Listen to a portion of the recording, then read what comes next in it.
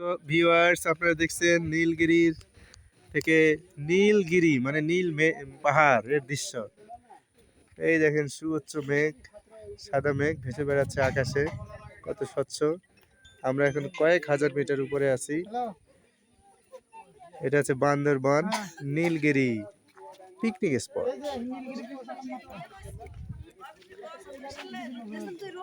এই যে আমাদের সুন্দরী সুন্দরী কলিগরা নীলগিরির নীল সৌন্দর্য উপভোগ করছে। নীলগিরির গোলাপি সুন্দরী। আপা কিছু বলবেন? কি বলবো, এত সুন্দর দেখে দৃশ্য দেখে মুগ্ধ হয়ে গেছি। আপনি কিছু বলেন? অপূর্ব পৃথিবীটা এত সুন্দর, মানে বলে শেষ করতে পারবো না। সুরাইয়া আপা, এবার আপনার পালা, কিছু বলেন নীলগিরির নীল সৌন্দর্য নিয়ে। আর আমি কি বলবো, আমার তো মনে হয় যেতে ইচ্ছে করে না। হ্যাঁ, গুড গুড, ঠিক আছে। আমরা এখন বাকি অংশটা দেখতে চাই।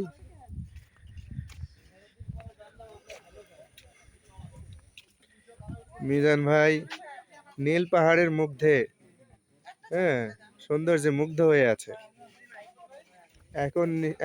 একনিষ্ঠ দৃষ্টি স্থাপন করেছে।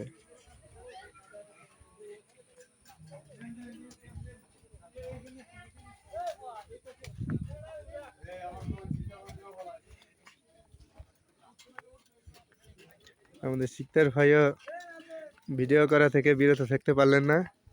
এই অসাধারণ সৌন্দর্য তিনি ক্যামেরা বন্দি করে চলেছে, একই সাথে আমি সেম টু।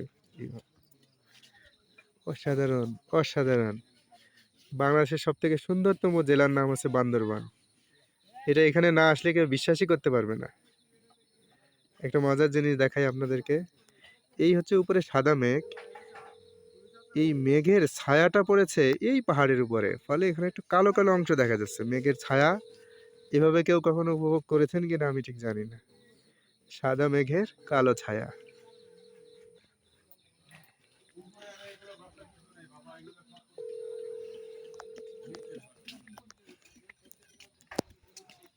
আমাদের মোর্শেদ ভাই কিছু বলবেন?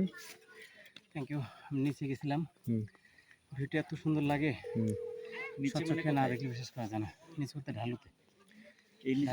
Good good, thank you. অসাধারণ ভিউ।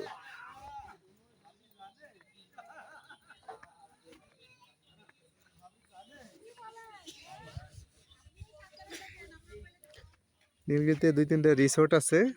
এটা একটা রিসোর্ট, ওইটা আরেকটা রিসোর্ট। চাইলে এখানে রাত্রি যাপন করতে পারবেন, ভাড়াটা একটু বেশিই হবে। নীলগিরিতে একটা হেলিপ্যাড আছে, ওই যে দূরে যেটা দেখা যায় ওটা হচ্ছে হেলিপ্যাড, নীলগিরি হেলিপ্যাড।